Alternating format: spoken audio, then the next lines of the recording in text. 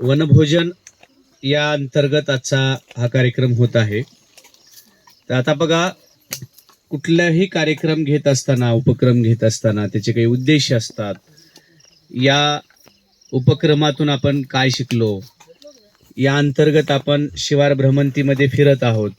वेगवेगळी वनस्पती, वेली, माती, दगड, या ठिकाणी काम करणारे शेतकरी, आणि बघा झाडाची पानं वेगवेगळ्या आकाराची आहेत, वेगवेगळी पिकं आपण पाहत आलो. आणि या लिंबाच्या झाडाखाली आपण अगदी छान अशा सावलीमध्ये बसलेलो आहोत सगळेजण. तर आजच्या या कार्यक्रमामध्ये या ठिकाणी आता एक आपण बालसभा घेत आहोत. तर या बालसभेमध्ये या आपल्या शाळेची मुख्यमंत्री त्या बालसभेची अध्यक्ष असेल. आपण तिच्यासाठी टाळ्या वाजूया. या बसा आपण इथं. आणि या कार्यक्रमाच्या अध्यक्षा म्हणून आपण त्यांना बोलवलं आहे बालसभेची. आणि या कार्यक्रमाचे प्रमुख पाहुणे म्हणून आजच्या या बालसभेला आपल्या या शेतामध्ये होत असलेल्या प्रमुख पाहुणे म्हणून आपण वर्ग पहिलीची सोनाला आली का नाही आली, बर, वर्ग पहिलीची खुशी, हिला आपण समोर बोलूया. खुशी आली का? या खुशीसाठी सुद्धा आपण टाळ्या वाजूया. ईश्वरी आणि खुशी इथं बसतील समोर मध्यभागी. आता कार्यक्रमाचे अध्यक्ष पण ठरले आणि प्रमुख पाहुणे पण ठरले. आता पुढचा कार्यक्रम आपण घेऊया. या ठिकाणी आपण प्रथमतः या वनभोजनाच्या संदर्भात, शिवार भ्रमंतीच्या संदर्भात आपल्याला नवनवीन, आपल्या बघा भूगोल आहे, आपल्याकडं विज्ञान आहे, परिसर अभ्यास आहे, या सगळ्या विषयामधली माहिती आपण पुस्तकात पाहत असतो. पण आज प्रत्यक्ष इथं आल्यानंतर आपण याच्यावर चर्चा घेणार आहोत, आहे की नाही? आपण इथं आल्यानंतर तुम्हाला काय वाटलं, वेगवेगळ्या विषयावर कोणाला काय वाटतं, याविषयीची आपण माहिती घेणार आहोत. आणि सोबतच सांस्कृतिक कार्यक्रम पण घेऊया छोटासा. आलं लक्षात? यानंतर पुढील कार्यक्रमाचं म्हणजे सूत्रसंचालन करण्यासाठी मी सादर आमंत्रित करतो कल्याणी आडीला, आणि तिनं हे सूत्रसंचालन हाताळावं.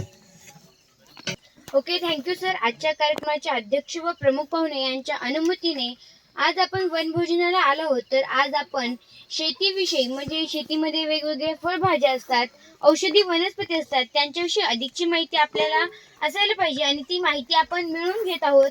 ती म्हणजे आपलीच मैत्रीण शीतलकडून. की मी शीतलला विनंती करते की तिने वेगवेगळ्या वनस्पतीविषयी आपल्याला माहिती सांगावी. नमस्कार, मी शीतल. आजच्या कार्यक्रमाची अध्यक्ष ईश्वरी राठोड, आपल्या आणि प्रमुख पाहुणे खुशी या आज मला इथं शेतीविषयी थोडी माहिती सांगण्याची संधी दिली, त्याबद्दल त्यांचे आभार. व शेतीमध्ये आपण शेतीमध्ये जातो, तर आपल्या स्वतःच्या म्हणजे शेती जातो, इतरांच्या सुद्धा जातो, तर त्यामध्ये आपल्याला वेगवेगळ्या म्हणजे औषधी वनस्पती दिसतात. त्यामध्ये हे लिंबाचं झाड आहे, आणि तसेच वेगवेगळे सुद्धा झाड आहेत.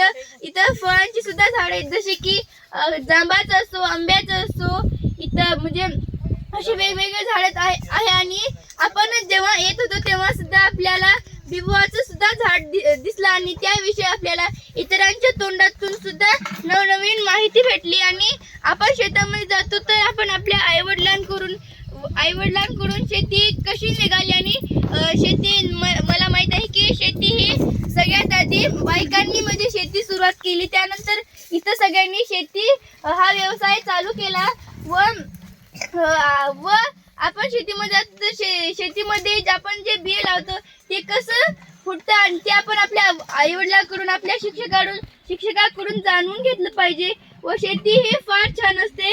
आणि शेतीचं म्हणजे शेती आपल्याला सगळ्यात जास्त का आवडते, कोणत्या ऋतूमध्ये आवडते, तर मला पावसाळ्या ऋतूमध्ये शेती फारच भन्नाट आणि फारच छान असते. कारण की जेव्हा पाऊस पडतो तेव्हा म्हणजे मातीवर, काळ्या भुसभुशीत मातीवर पाणी पडतो, त्यामध्ये सुगंध येतो, आणि आजूबाजूला हिरवळगार गवत आणि वेगवेगळे म्हणजे जे वनस्पती असतात ते सुद्धा हिरवे हिरवे असतात व त्यांना बघायला, त्यांचा अनुभव घ्यायला आपल्याला फार आवडतं आणि शेती ही फार छान असते आणि आपल्याला फार गरजेदार सुद्धा असते.